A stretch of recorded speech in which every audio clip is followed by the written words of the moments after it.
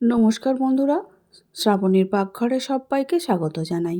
আশা করি তোমরা সবাই খুব ভালো আছো। আমিও ভালো আছি। আজকে আমি একটা মাছের রেসিপি নিয়ে চলে আসলাম। কাতলা মাছ দিয়ে ধনেপাতার একটা রেসিপি নিয়ে। দারুণ এই রেসিপিটা তৈরি করার জন্য আমি এখানে কাতলা মাছের পিসগুলো নিয়েছি, খুব ভালো করে ধুয়ে জল ঝারিয়ে নিয়ে চলে এসেছি। প্রথমে নুন মাখিয়ে নেব এর মধ্যে। না, হলুদের ব্যবহারটা আমি আজকে করব না, কারণ কালারটাই আমি একটু সাদা বা ধনেপাতার যে সবুজ কালারটা আনতে চাইছি, সেই জন্য এখানে দিয়ে দেব 1 চামচের মতো গোলমরিচের গুঁড়ো। গোলমরিচের গুঁড়ো আর দিয়ে দেব একটু পাতিলেবুর রস। পাতিলেবুর রস, গোলমরিচের গুঁড়ো আর নুন দিয়ে মাখিয়ে 5 থেকে 7 মিনিটের জন্য আমি রেস্টে রেখে দেবো মাছগুলোকে। খুব ভালো করে কিন্তু ম্যারিনেট করে রেখে দিতে হবে। তারপরে 5-7 মিনিট পর ফিরে আসলাম। এবারে কড়া বসিয়ে দিয়েছি, আর এই রেসিপিটা আমি সর্ষের তেলের বদলে সাদা তেলেই করছি। তোমরা চাইলে অবশ্য সর্ষের তেলে বানাতেই পারো। এর মধ্যে দিয়ে দেব একটু বাটার, 1/2 চামচের মতো বাটার আমি এখানে দিয়েছি, আর সাদা তেলের সঙ্গে খুব ভালো করে মেল্ট করে নিয়েছি। যখনই বাটারটা পুরো মেল্ট হয়ে যাবে, গ্যাসের জোরটা একটু কমিয়ে দিতে হবে। দেওয়ার পরে মাছগুলো তেলের মধ্যে ছেড়ে দিতে হবে। আমিও তাই মাছগুলো তেলের মধ্যে ছেড়ে দিয়েছি, আর 1-2 মিনিট পর একটু উল্টে দেখতে হবে মাছগুলো নিচের দিক থেকে ভাজাটা ঠিকঠাক হচ্ছে কিনা। তো আমিও সেইভাবেই উল্টে দেখছি যে নিচের দিকটা ভালো করে ভাজা হয়ে গেছে। আর যেহেতু মাছটা খুব ভালো করে জল ঝরানোই ছিল, তাতে কোনো অসুবিধা হয়নি, আর মাছ ভেঙে যাওয়ারও চান্স ছিল না। তাই মাছগুলো সুন্দর করে ভাজাও হয়ে গেছে এক পিঠ, আর অপর পিঠটা যাতে ভালো করে ভাজা হয় সেই জন্য আবারও উল্টে দিয়ে মাছগুলোকে সুন্দর করে লাল লাল করে ভেজে আমি প্লেটের মধ্যে তুলে নিচ্ছি।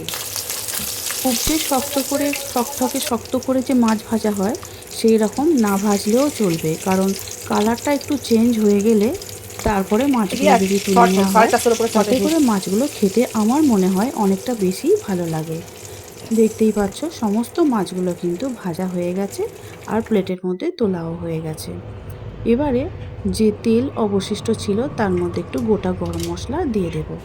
এই গোটা গরম মশলাটা সুন্দর করে একটু ভেজে নেব, 1 মিনিটের মতো। যখনই সুন্দর করে গন্ধ আসবে এর থেকে, এর মধ্যে আমি দিয়ে দেব ছোট ছোট করে কেটে রাখা পেঁয়াজ কুচি। এখানে আমি 2টো বড় সাইজের পেঁয়াজ নিয়েছি। পেঁয়াজগুলো তেল বা বাটারের সঙ্গে খুব ভালো করে মিশিয়ে নিয়ে ভালো করে একটু ভেজে নেব। আর যখনই একটু ভালো করে ভাজা ভাজা হবে, ঠিক সেই সময় দিয়ে দেব বেশ অনেকটা রসুন। আর এই রান্নাটায় রসুনের পরিমাণটা একটু বেশিই লাগবে, মানে আমি বেশি দেওয়া পছন্দ করি।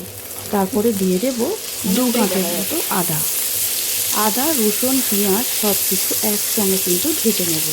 আর ভাজার পরে ঠান্ডা হয়ে গেলে এটাকে আমি সুন্দর করে পেস্ট করে নেব। আর তাতে কিন্তু খেতে অনেকটাই ভালো হয়। আর তোমরা যদি মনে করো যে আগে থেকে আমি বেটে নিয়ে ভাজবো, হ্যাঁ সেটাও করতে পারো, সেটাও করা যেতেই পারে। তবে আমি যেভাবে করছি, সমস্ত মশলাগুলো বেটে নিয়ে তাতে করে গ্রেভিটা খুব ভালো হয় আর টেস্টটা অনেকটা বেশি হয়। এবারে আদা, রসুন, পেঁয়াজ ঠান্ডা হয়ে গেছে, আমি মিক্সিং জারের মধ্যে ভরে নিচ্ছি।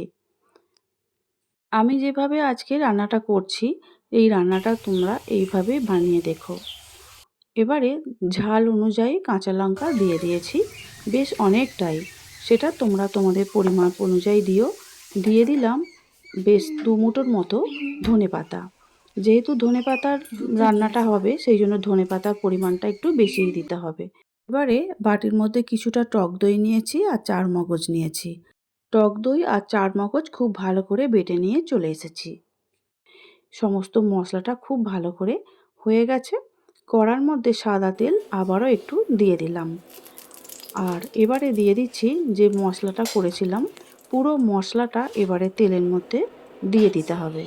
দিয়ে সুন্দর করে মশলাটা কষে নিতে হবে। মিক্সিং বাটির মধ্যে অনেকটাই মশলা থেকে গেছে, এবারে ওইটা আমি ভালো করে নিয়ে আবারও এর মধ্যে দিয়ে দিলাম।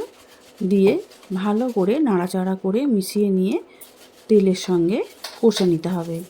আর কষার সঙ্গে সঙ্গেই বুঝতেই পারবে এর কিন্তু গন্ধটা আলাদাই লাগে। এবারে দিয়ে দিচ্ছি পরিমাণ মতো নুন আর হাফ চামচের মতো চিনি। চিনিটা তোমরা পছন্দ মতো দিতেও পারো, নাও দিতে পারো, তবে চিনিটা দিলে খেতে ভালো লাগে, এই জন্য আমিও চিনিটা ব্যবহার করি। দিয়ে দিচ্ছি মিক্সির বাটি ধোয়া জল। যেহেতু আমাদের মশলাগুলো মানে আদা রসুন পেঁয়াজ আগে থেকেই অনেকটাই ভাজা ছিল, সেই জন্য আর কষানোর কোনো সেইরকমভাবে দরকার পড়ল না। এমনি তেলের সঙ্গে মিনিট 2-3 ভেজে নিলেই হবে। এবারে দিয়ে দেব টক দইয়ের সঙ্গে যে 4 মগজ বেটে রেখেছিলাম ওইটা দিয়ে দিচ্ছি, ওই 2 থেকে আড়াই চামচের মতো। সবটা আমি এখানে দিইনি। আবারও খুব ভালো করে নাড়াচাড়া করে মিশিয়ে নিচ্ছি। এবারে ঝোলটা খুব ভালো করে ফোটার জন্য অপেক্ষা করতে হবে। ঝোল আমাদের খুব ভালো করে ফুটে উঠেছে, দেখতেই পাচ্ছ। আর এবারে আমি যে মাছগুলো ভেজে রেখেছিলাম সেই ভেজে রাখা মাছগুলো এই ফুটন্ত ঝোলের মধ্যে দিয়ে দিতে হবে। মাছ দেওয়ার আগে সবসময় চেষ্টা করতে হবে 2 থেকে 3 মিনিট ঝোলটা যেন খুব ভালো করে ফুটে ওঠে, তাহলে কিন্তু গ্রেভিটা খেতে অনেকটাই ভালো হয়ে যায়। এবারে মাছগুলো সব ঝোলের মধ্যে আমি দিয়ে দিলাম, আর আলতো হাতে ঝোলের সঙ্গে মাছগুলোকে মিশিয়ে নিতে হবে যেন মাছগুলো ভেঙে না যায়, কারণ কাতলা মাছ খুবই নরম মাছ, সেটা তোমাদের আর নতুন করে বলার কথা নয়, সেই জন্য তবুও আমি বললাম। ভালো করে মিশিয়ে নিচ্ছি আর ঝোলের মধ্যে যাতে সুন্দরভাবে সিদ্ধটা হয়ে যায়। 3-4 মিনিট খুব ভালো করে ফুটিয়ে নিয়েছি, আর জলটা অনেকটাই বেশি ছিল, আরও একটু ফুটিয়ে কমিয়ে নেব। আর কতটা গ্রেভি রাখলে যে যার সে তার সংসারের জন্য সুবিধা হবে সেই অনুযায়ী রাখাটাই ভালো, তবে বেশি পাতলা রেসিপিটা খুব একটা ভালো লাগে না। আর সবশেষে আমি দিয়ে দেব আরও 1 চামচ বাটার। এবারে সব কিছু একসঙ্গে মেশানোর পরে পুরোপুরি রেডি হয়ে গেছে আমাদের ধনেপাতা দিয়ে কাতলা মাছের এই রেসিপিটা। এবারে গ্যাসটা অফ করে দেব, আর বেশি রান্না করার দরকার নেই, রেডি হয়ে গেছে পুরোপুরি, দেখতেই পাচ্ছ। 5 মিনিট আমি গ্যাসটা অফ করে রেখে দেব ঢাকা দিয়ে। তারপর আমি গরম গরম পরিবেশন করব ভাতের সঙ্গে। আর তোমরা যেমনভাবে খেতে পছন্দ করো সেইভাবেই তোমরা ব্যবহার করতে পারো, তবে এটা সাধারণত ভাত দিয়েই খুব ভালো হবে, কারণ যেহেতু মাছের রেসিপি। আমি একটা সার্ভিং প্লেটের মধ্যে তুলে নিচ্ছি। ধনেপাতার গন্ধ আর কাতলা মাছের মেলবন্ধনটা সব সময়ের জন্যই খুবই ভালো লাগে। আজকে আমার এই রেসিপিটা তোমাদের কেমন লেগেছে অবশ্যই কমেন্ট করে কিন্তু জানাবে। প্রত্যেকবারের মতো আবারও কমেন্ট পেলে আমার খুব ভালো লাগবে।